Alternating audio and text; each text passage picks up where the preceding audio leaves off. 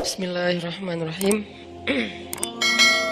Teman-teman yang dirahmati Allah Subhanahu wa taala, tadi kita membahas tentang harapan agar Allah Subhanahu wa taala selalu menjaga hati kita agar setiap saat kita bisa thiqah billah, bisa percaya dan yakin kepada Allah.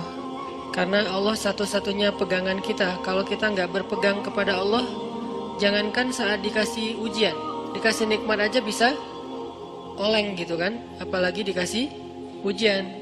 Dikasih nikmat aja bentuk olengnya apa? Masih ngeluh.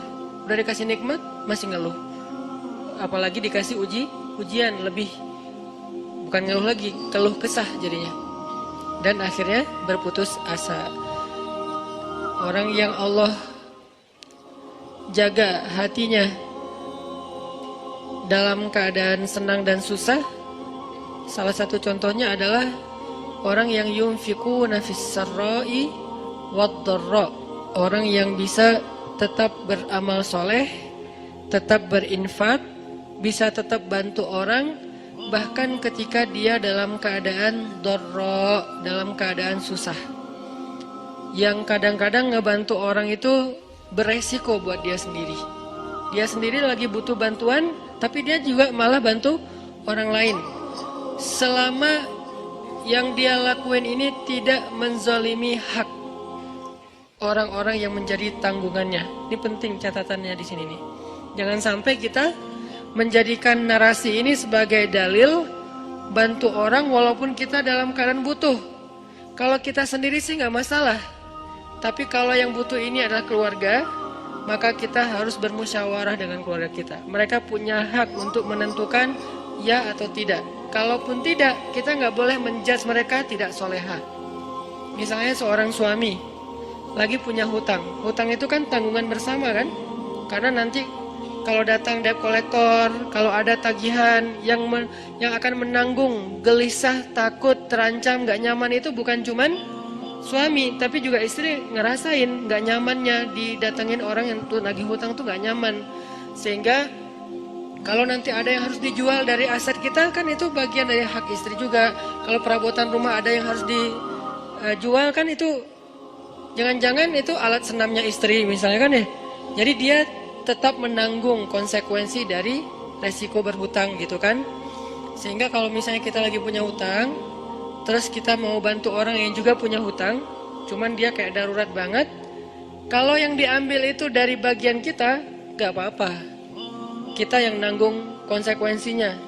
Tapi kalau yang diambil itu adalah bagian keluarga, gak boleh sembarangan.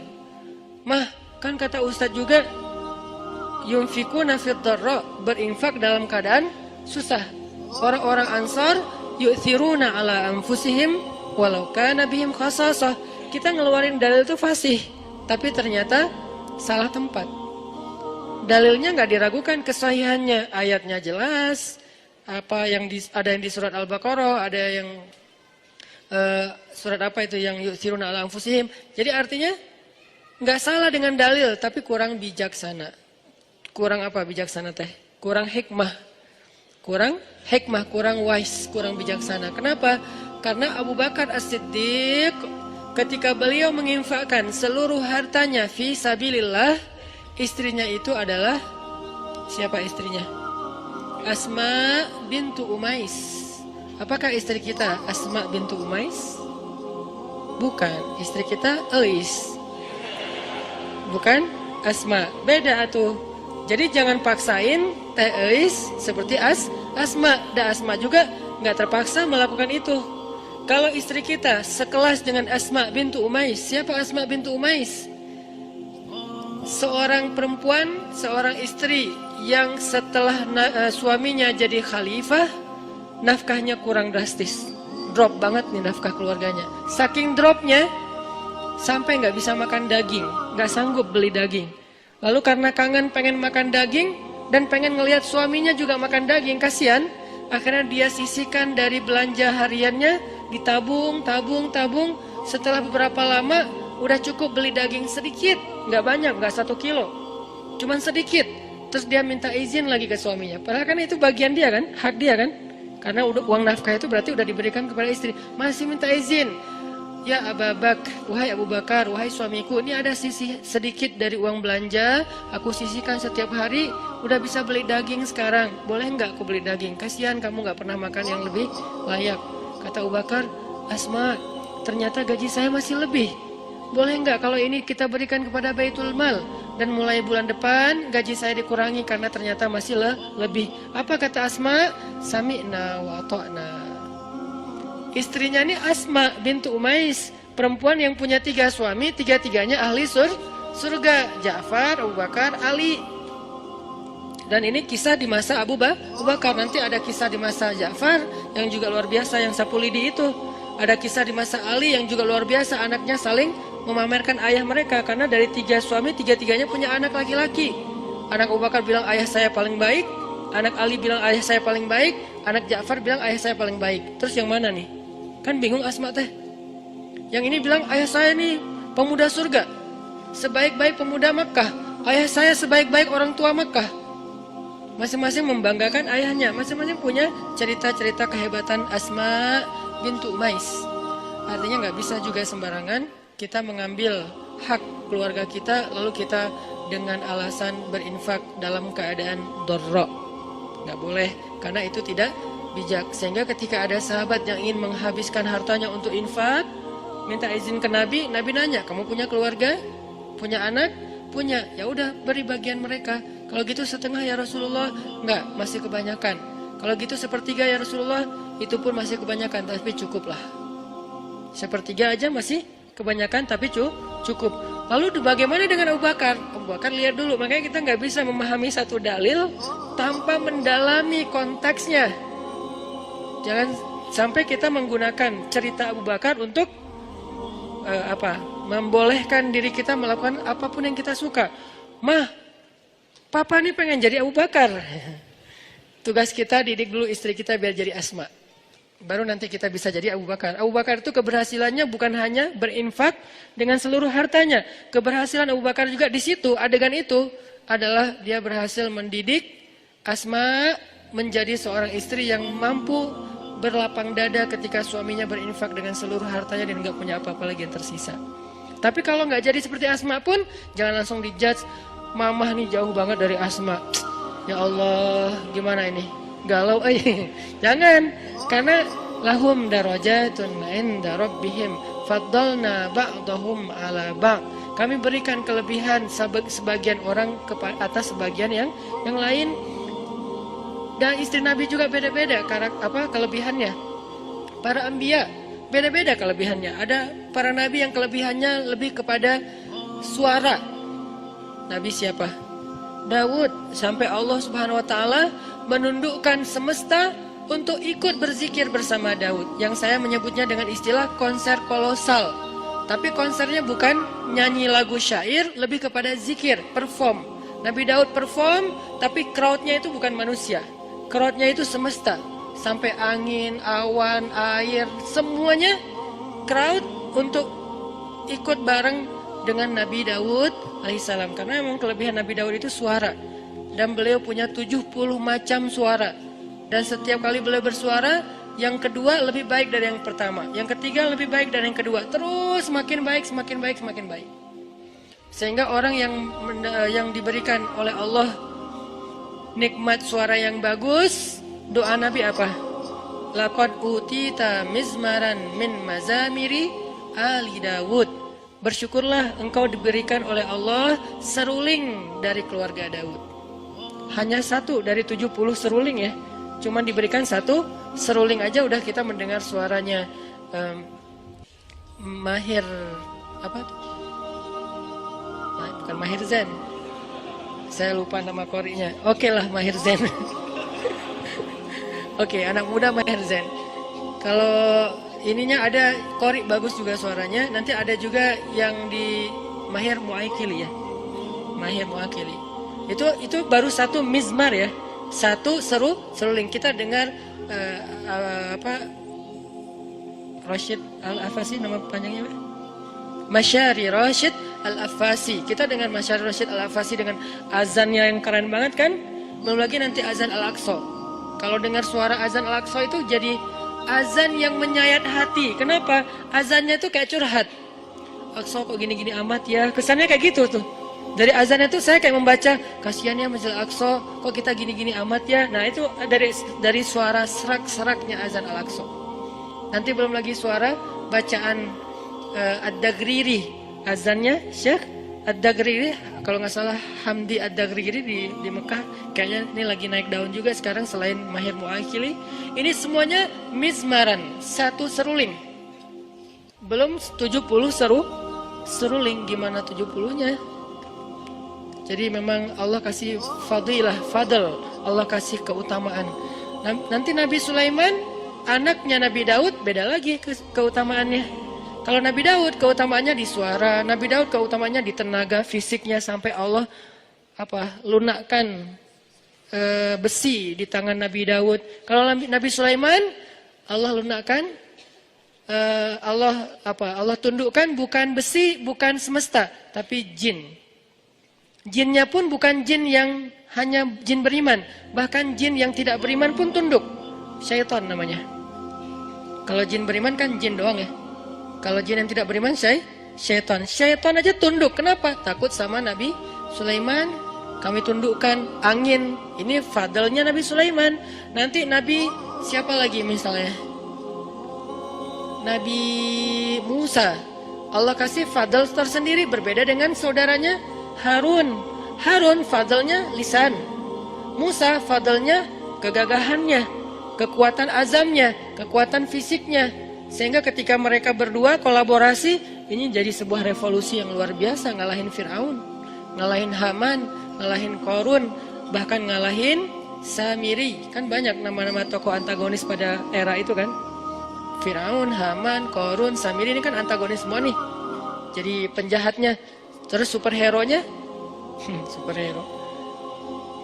Jagoan-jagoannya, Musa, Harun, Masyitah, apalagi nanti Kasiyah, kan banyak kan jagoan-jagoan yang keren-kerennya nih.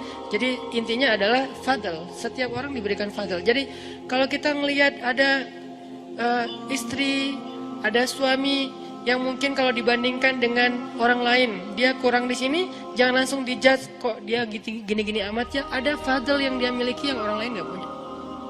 Toh sahabat juga gitu. Abu Bakar dengan Umar, coba lihat bedanya. Abu Bakar dengan kelembutannya bermanfaat untuk umat. Umar dengan ketegasannya, bukan tegas, bahkan kekerasannya juga bermanfaat untuk umat. Nanti ada Utsman dengan malu-malunya tetap bermanfaat juga buat umat. Sifat malu aja jadi kebaikan. Ali dengan sama sih pemalu, cuman beda adegan, beda cerita. Tapi sisi lainnya Ali dengan kesatrianya bermanfaat untuk umat. Intinya teman-teman, nggak boleh kita memaksa semua orang itu dengan satu model. Bahkan Allah sendiri mengatakan faddalna ba'dahum ala ba'd. Kami berikan keutamaan sebagian atas sebagian yang lain. Bahkan Nabi Sulaiman alaihissalam ketika mau memindahkan singgasananya Ratu Balqis di Yaman, Nabi Sulaiman memberikan tender kepada para pengikutnya. Siapa yang mau memindahkan singgasana Balqis? Terus ada jin, Ifrit, bilang saya bisa pindahkan istana itu sebelum rapat ini bubar. Sebelum rapat ini bubar. Apa bahasa di Al-Quran? Dalam sebelum Anda bangkit, sebelum Sulaiman bangkit dari tempat duduk. Kata ulama tafsir artinya bukan seukuran berapa detik saya bangkit, bukan gitu. Menurut sebagian besar jumhur ulama tafsir, arti bangkit dari tempat duduk itu sebelum rapat beres, kurang lebih 1 jam. Karena waktu itu lagi ada kongres ya, kongres di zaman Nabi Sulaiman, kumpulin semua yang pemimpin-pemimpin kabilah, yang ahli-ahli di segala bidang, prajurit-prajurit, panglima-panglima militer, kongres besar. Salah satu agendanya adalah membahas tentang masalah kerajaan Saba dengan Ratu Balqisnya. Lalu Nabi Sulaiman nanya, siapa yang bisa membawa singgasana Balqis ke sini? Kata jin Ifrit, saya bisa bawa sebelum Anda bangkit, artinya sebelum rapat usai, 1 jam kecepatan pesawat. Begitu beres rapat, udah ada singgasana di depan. Nabi Sulaiman bilang ini kelamaan, ada yang bisa lebih cepat? Lalu berdirilah seorang hamba yang solih. Disebutkan nggak namanya di ayat itu? Nggak disebutkan. Kenapa? Bukan itu intinya. Yang Allah mau sampaikan kepada kita, banyak orang yang Allah berikan kelebihan tapi nggak terkenal. Banyak orang yang Allah berikan kelebihan tapi dia mungkin nggak dalam segala hal, dalam satu hal aja. Cuman bagian itu doang dia lebih, bagian yang lain Nabi Sulaiman lebih. Sehingga dia mengatakan saya bisa membawa istana Balkis dalam satu kedip mata. Kedip mata itu bukan udah ada, bukan. Menurut tafsir, makanya kita tetap harus baca tafsir. Menurut tafsir ulama, satu kedip mata itu durasi jarak antara orang yang datang di ujung jalan, kan belum ketahuan tuh siapa yang datang, mantan kita atau mantan teman kita. Terus siapa sih? Kayak asa kenal gitu kan ya. Nah, kira-kira dari ujung, atau nggak usah ujung jalan deh, dari pintu masjid, di bawah tangga masjid, itu kan belum jelas kan siapa kan?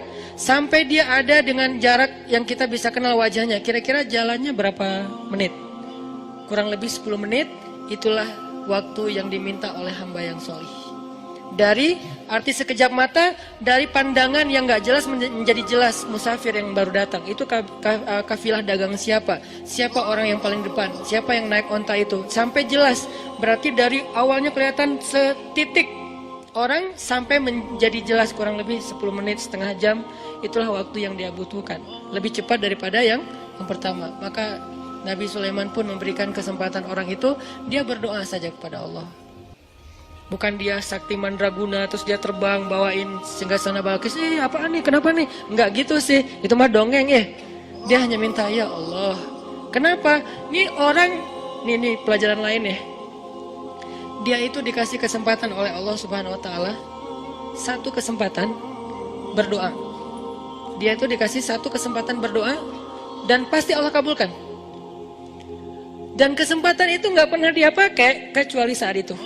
Ini sebagian ulama tafsir bilang kayak gini, dia tuh dikasih kesempatan sal tu'toh, kamu minta satu hal nanti akan aku kasih. Dia tunggu, dia nggak langsung, oh boleh ya Allah, ya udah ya Allah saya pengen nikah. Enggak, dia tahan diri, dia ikhtiar aja. Yang itu dia nggak pakai. Jadi kartu doa yang paling diijabah itu nggak dipakai buat kebutuhan pribadi dia, untuk nikah kah, untuk dagang kah, untuk lulus kuliah kah, untuk apalah segala macam. Enggak, dia tunggu sampai yang paling penting baru dia pakai. Kapan paling penting? Ketika seorang pemimpin membutuhkan support dari dia. Siapa yang bisa support saya dalam dakwah? Siapa yang bisa support saya untuk ekspansi kekuasaan yang adil, yaitu kekuasaan agama Allah? Baru dia pakai, ya Nabi ya Allah, saya. Lalu dia angkat tangannya, dia bilang, ya Allah, tolonglah Sulaiman, bawalah singgasana Balkis ke hadapannya, sehingga engkau akan tunjukkan kekuasaanmu supaya Balkis beriman. Langsung Allah bawa. Jadi dia pakai satu-satunya kesempatan dia berdoa, bukan ngedoain orang yang udah mutusin dia tanpa alasan. Ya Allah, dia jahat banget sih. Ini walaupun sebetulnya doa kita kan banyaknya kesempatannya. Ini artinya kalau sekali-kalinya kita dikasih kesempatan berdoa yang lain gak diijabah kecuali sekali, maka sebaik-baik orang yang menggunakan doa itu adalah untuk mendoakan kepemimpinan atau diberikan seorang pemimpin yang solih, pemimpin yang adil, pemimpin yang bisa menjadi khalifatullahi fil ard, menjadi wakil Allah di muka bumi. Arti wakil Allah itu menyebarkan agama Allah yang adil di muka bumi, rahmatan lil alamin.